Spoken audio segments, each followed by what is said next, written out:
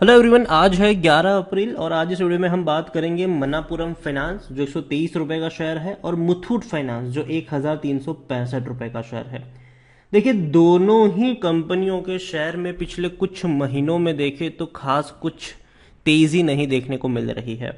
पिटाई जरूर हो रही है इनकी, लेकिन बातचीत करेंगे इस वीडियो में कि मौके हैं कि नहीं है, तो कहां पर है और कितना तेल बचा है इन कंपनियों में। तो वीडियो को शुरू करूं उससे पहले अगर आपने अभी तक चैनल को सब्सक्राइब नहीं किया है तो प्लीज़ अभी इसे सब्सक्राइब कर लीजिए, क्योंकि आगे भी बहुत सारे वीडियोस हैं जो आपको काफ़ी ज़्यादा हेल्प करेंगे। तो शुरुआत करते हैं हम मणप्पुरम फाइनेंस के साथ। 123 रुपए का शेयर है और पिछले एक महीने में अगर हम देखें तो पिछले एक महीने में मणप्पुरम फाइनेंस में 5% का ग्रोथ है। देखो, तेजी जरूर आई, 113 रुपए से एक झटके में शेयर उछल जरूर गया, ठीक है, लेकिन ऐसी तेजी पहले भी देखने को मिली है। एक साल की अगर हम बात करें तो पिछले एक साल में 21 से 22% की गिरावट है। आप देखो, तेजी बढ़िया आई थी, यहां पर वापस टूट गया, फिर तेजी बनी, फिर लगातार ये टूटता रहा, बीच बीच में तेजी आई लेकिन ये वापस से टूट गया। लेकिन मुझे लगता है कि कंपनी खराब नहीं है। पहली चीज, 3 साल में अगर हम देखें तो पिछले 3 साल में यहाँ पर 3.5% की अभी भी गिरावट हमें देखने को मिल रही है। बीच बीच में बाउंस बैक जरूर दिखाया, लेकिन हर बार यह शेयर टूटता चला गया। लेकिन नीचे के लेवल पर खरीदने के मौके भी जरूर आए थे अगर आप देखो तो।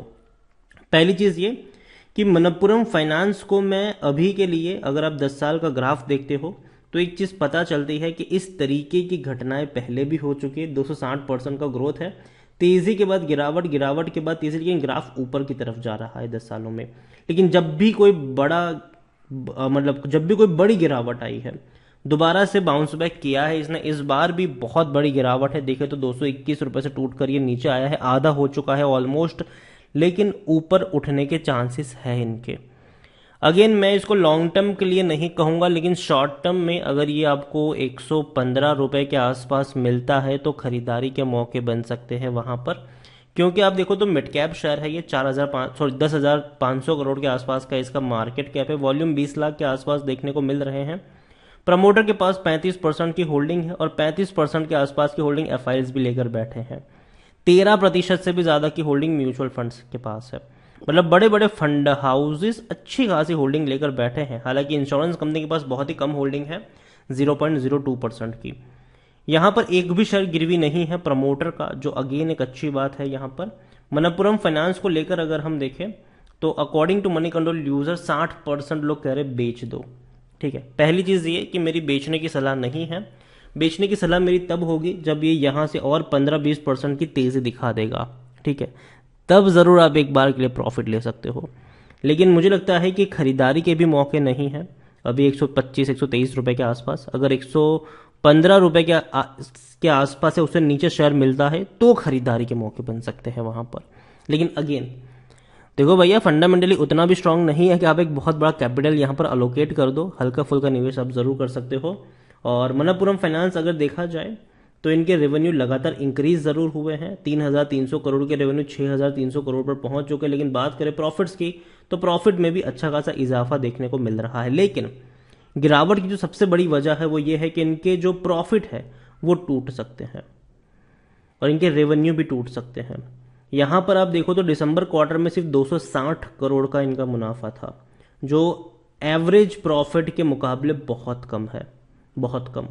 और रेवेन्यू जो था वो 1,485 करोड़ का था, जो इनके एवरेज रेवेन्यू से कम है। तो ये एक चिंता का विषय जरूर है, लेकिन मुझे लगता है कि समय के साथ बाउंस बैक आना चाहिए यहाँ पर मणप्पुरम फाइनेंस में भी।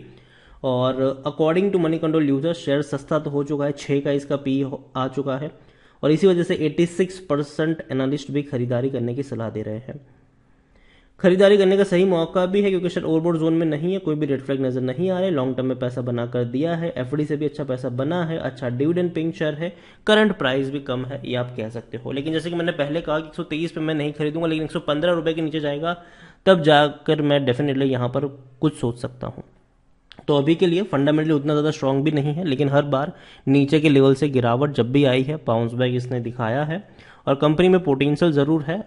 लेकिन अगेन मैं कह दूं यहाँ पर एक बहुत बड़ा अलोकेशन भी नहीं करना चाहिए। 115 के नीचे जाता है तो हल्का फुल्का निवेश कर सकते हो आप।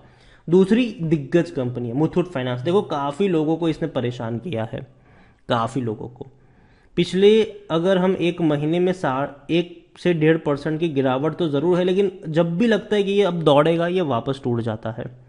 एक साल का आप ग्राफ देखो तो 10 से 10.5% का ग्रोथ ज़रूर है, लेकिन लंबे समय से ये 1500 से 1300 की रेंज में अटका हुआ है। अगर आप देखो तो ये हिल नहीं रहा है। थोड़ी बहुत भी तेज़ी आती है टूट जाता है, तेज़ी आती है टूट जाता है, तेज़ी आती है टूट जाता है। लेकिन अगर आप 10 साल का ग्राफ देखोगे तब आपको लगेगा कि अच्छा भैया पैसा तो इसने बना कर दिया है और अच्छी खासी रफ्तार भी इसने दिखाई है। आप देखो बहुत बड़ी रफ्तार आई है। और देखो ऐसा नहीं है कि पहले भी ऐसा नहीं हुआ है।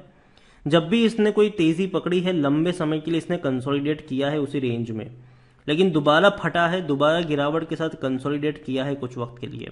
दोबारा 2018 से इसने जो रफ्तार पकड़ी है वो बहुत ही शानदार है, लेकिन इस बार जो कंसोलिडेशन का जो फेज है वो शायद थोड़ा लंबा चल सकता है। हो सकता है कि शायद आपको 1200 से 1500 की रेंज में थोड़ा सा लंबा वक्त बिताता हुआ नजर आए, लेकिन जब ये दौड़ेगा तो दोबारा रफ्तार भी आएगी। यहाँ पर मेरे हिसाब से मुथूट फिनांस में अगर आप खरीदारी करते हो तो आपका जो नज़रिया है वो 2-3 महीने का नहीं होना चाहिए, बल्कि 2-3 साल का होना चाहिए यहाँ पर, तो आपको यहाँ पर प्रॉफिट मिलेगा।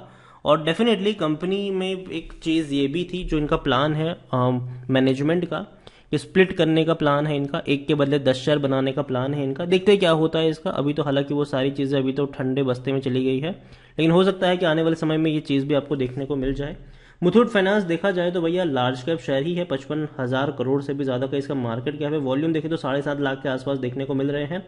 और कंपनी में प्रमोटर के पास 73.37% की होल्डिंग है, एक भी शेयर गिरवी नहीं है, बहुत अच्छी बात है ये। 13.67 mutual fund, 13.67 एफआईल्स, 7.12 mutual fund, 0.73 insurance company के पास है होल्डिंग।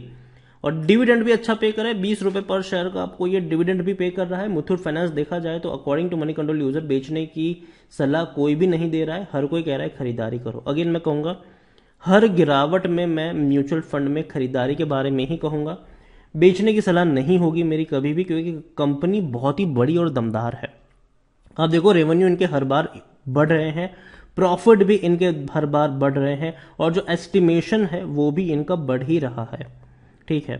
जबकि मनप्पुरम में दिसंबर क्वार्टर में कम इनका रेवेन्यू था और प्रॉफिट था, लेकिन मुथूट फाइनेंस में रेवेन्यू भी ज़्यादा है और इनके प्रॉफिट्स भी ज़्यादा है। यहाँ पर देखें तो सस्ता तो ये भी है, 14 का इसका पी है और सेक्टर पी 27 का है, और 82% एनालिस्ट कहते हैं खरीदारी करो। खरीदारी करने का सही मौका भी, क्योंकि शायद ओवरबोट जोन में नहीं है, कोई भी रेड फ्लैग नजर नहीं आ रहा है, सब कुछ बेहतरीन नजर आ रहा है यहाँ पर। लेकिन अगेन जैसे कि मैंने पहले ही कहा कि शॉर्ट टर्म में हो सकता है कि आपको थोड़ा सा तड़पाए, लेकिन लॉन्ग टर्म में कंपनी में पोटेंशियल जरूर है कि एक बड़ी रफ्तार की तरफ ये आपको जाता हुआ नजर आएगा। तो मुथूट फिनांस यही कहूँगा, खरीदारी करी है, बने रहो। जहाँ तक बात है फ्रेश बाइंग की, किसी एक लेवल पर बहुत सारे शेयर्स मत खरीदना, लेकिन थोड़ी बहुत क्वांटिटी ऐड कर सकते हो, और हर गिरावट में, हर 40-50 रुपए की गिरावट में अगर आप चाहो तो एवरेज करके चल सकते हो, लेकिन आपको जो नज़रिया है वो कम से कम 2 या 3 साल का होना चाहिए। वीडियो को यहीं पे एंड करूंगा। पसंद आया हो तो लाइक कर, शेयर कर, चैनल पर अगर पहली बार आए तो प्लीज़ सब्सक्राइब करें। और मुथूट फाइनेंस और मनप्पुरम फाइनेंस दोनों के बारे में आप क्या सोचते हैं, और दोनों में से कौन सा शेयर आपको पसंद है वो भी आप मुझे कमेंट में लिखकर बता सकते हैं। Thank you.